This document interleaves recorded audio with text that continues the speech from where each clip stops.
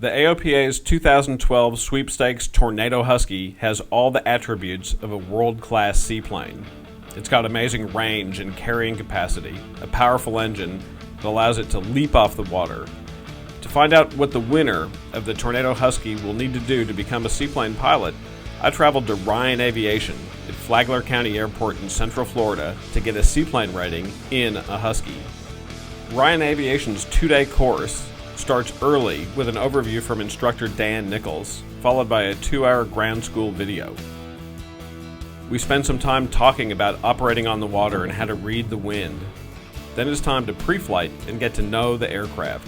Now, I've had a chance to become quite familiar with Huskies over the last year, but flying on floats presents some new challenges. Now this Husky's cockpit is set up just like any other IFR Garmin-equipped Husky, but with a couple of key differences.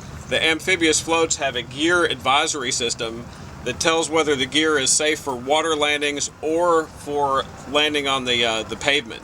And it's a critical that we get this right. The ground handling on amphibious floats is actually easier than a Husky on regular wheels. The visibility is better, and the forewheels offer much greater stability. But I'm here to get a seaplane rating, so let's hit the water.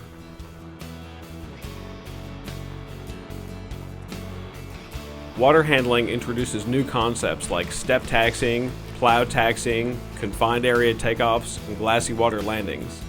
These combine the best aspects of the nautical with the aeronautical.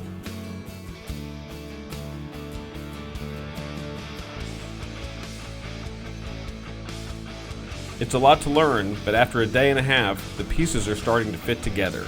Okay, we've just come back from a morning training session that lasted about 2 hours. We did about a dozen takeoffs and landings of different varieties in the big lake, and now we're getting ready for the check ride prep, which happens at a much smaller lake. So this one's going to be a little more demanding.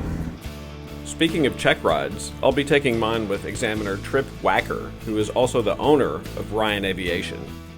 I think seaplane flying offers to the average pilot what Lindbergh experienced a long time ago. When he'd look down and see a field he wanted to land in, he did it. And today, as a land lover, that's not an option. To a seaplane pilot, it is. I joined the airlines and flew for them for 3 years.